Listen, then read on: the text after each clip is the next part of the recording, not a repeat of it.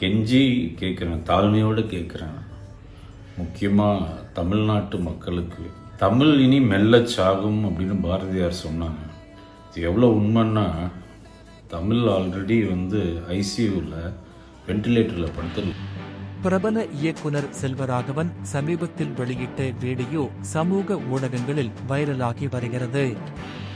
அந்த வீடியோவில் அவர் ஆவேசமாக தலை நிமிர்ந்து தமிழ்ல பேசுங்க, உங்கள அவமானமா பார்த்தா இதை பண்ணுங்க என கூறியுள்ளார். இதன் மூலம் சில தமிழர்கள் தங்கள் தாய்மொழி தமிழில் பேசுவதற்கு பதிலாக மற்ற மொழிகளை முன்னிலைப்படுத்துவதை எதிர்க்கும் விதமாக கருத்து தெரிவித்தார். இந்த வீடியோ வெளியானதிலிருந்து பல தமிழர்கள் அதை வரவேற்று, நாம் நம்ம மொழி மேல் பெருமை கொள்வோம் என சமூக வலைதளங்களில் உருகி வருகிறார்கள். ஒரு வேண்டுகோளுங்க, நான் கெஞ்சி கேட்குறேன், தாழ்மையோடு கேட்குறேன்.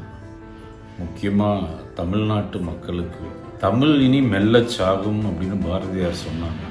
இது எவ்வளோ உண்மைன்னா, தமிழ் ஆல்ரெடி ஐசியூவில் வென்டிலேட்டரில் படுத்துருக்கு. எங்கே பார்த்தாலும் English English English English English தெரியாதவங்க கூட அதை திக்கி திணறி இங்கிலீஷில் பேச தான் ட்ரை பண்ணுறாங்க.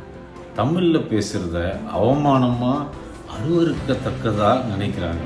எனக்கு இங்கிலீஷில் பேசுகிற அவசியம் புரியுதுங்க, சத்தியமாக. நான் ஸ்கூலில் காலேஜில் எல்லாம் எவ்வளோ அவமானப்பட்டிருக்கேன், எவ்வளோ வாட்டி அழுதுருக்கேன் இங்கிலீஷ் தெரியாமல்.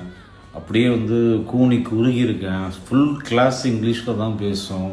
அவங்க கான்வென்ட்லேருந்து அவங்க காலேஜில் போனால் எல்லாம் இங்கிலீஷ் தான் பேசுவாங்க. இங்கிலீஷில் இருக்க பசங்க தான் கையை காமிச்சு பதில் சொல்லுவாங்க. நமக்கு ஒன்றுமே தெரியாது. கடைசி பெஞ்சில் இருந்துக்கிட்டு அப்படியே வெக்கப்பட்டே ஏதோ ஏன்னா தோணுன்னு படித்து வெளியில் வந்துட்டோம். அப்புறம் தான் எனக்கு ஒரு வெறி வந்துச்சு. சரி, என்ன இங்கிலீஷ் தானே அப்படின்னு சொல்லிட்டு ஹிந்து எக்ஸ்பிரஸ் நிறைய இங்கிலீஷ் புக்ஸு இதெல்லாம் படிக்க ஆரம்பித்தேன். அர்த்தம் தெரியாததுக்கெல்லாம் பக்கத்துலேயே ஒரு டிக்ஷனரி வச்சுக்குவேன். டக்குன்னு அதை பார்த்து ஓகே, இது அர்த்தம். இது கொஞ்சம் கஷ்டமான ப்ராசஸ். ஆனால் பண்ண ஒரு ஸ்டேஜில் கொஞ்சம் ஃப்ளூயண்ட்டாக பேச ஆரம்பிச்சு, அப்புறம் நான் சினிமாவுக்கு வந்தோடனே தான் ஓரளவுக்கு நல்லா பேச ஆரம்பிச்சிருக்கேன். இன்றைக்கும் எனக்கு அவ்வளோ கரெக்டாக பேசுகிறேன்னா அவ்வளோ இதுவாக எனக்கு தெரியாது. அது எனக்கு கவலையும் கிடையாது. நான் தமிழன், நான் எங்கே போனாலும் தமிழில் பேசுவேன். அது மாதிரி நான் உங்ககிட்ட கேட்குறது ஒன்று தான், நீங்கள் தமிழில் பேசுங்க. எங்கே போனாலும் தலை நிமிர்ந்து கொஞ்சம் வாய்ஸை ரைஸ் பண்ணி தமிழில் பேசுங்க. அவங்கள அவமானமாக பார்த்தா நீங்கள் முறைச்சிட்டு, அடி என்னங்க யோசிக்கிறீங்க, விற்க மாட்டீங்களா அப்படியே கேளுங்க. அப்படி உங்களை ஏதாவது ஒரு ஃபிகரு அவமானமாக பார்த்தா அப்படி மூஞ்சியை சுழிச்சா, அந்த மாதிரி ஒரு ஃபிகரே நம்மளுக்கு தேவையில்லைங்க. தூக்கி கடாசுங்க. என் தமிழ்நாட்டு பொண்ணு, தமிழ் பேசுகிற பொண்ணே எனக்கு போதும். இது ஏன் சொல்கிறேன்னா, உலகத்தில் நீங்கள் எந்த கண்ட்ரி எந்த நாட்டுக்கு வேணுமா போய் பார்த்துருங்க, எல்லாரும் அவங்களோட தாய்மொழியில தான் பேசுவாங்க. அது மட்டும்தாங்க பேசுவாங்க. இவங்க இங்கிலீஷில் சப்டைட்டில் போடுவாங்க. நீங்கள் பார்த்துருக்கீங்களா? யாருமே இங்கிலீஷில் இதில் பேசலாம் முயற்சி பண்ணவே மாட்டாங்க.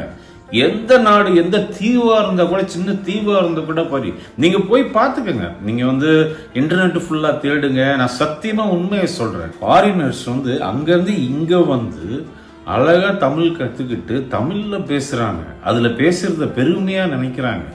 ஏன்? உலகத்திலேயே பழமையான மொழி என்ன? தமிழ் மொழி. இது நான் கெஞ்சி கேட்கறதா வச்சுக்கோங்க, வேண்டுகோளா வச்சுக்கோங்க. காலங்காலமா உள்ள புழுங்கி போய் கிடந்த ஒரு இதை நான் உங்க கூட ஷேர் பண்ணிக்கிறேன். அவ்வளோதான்.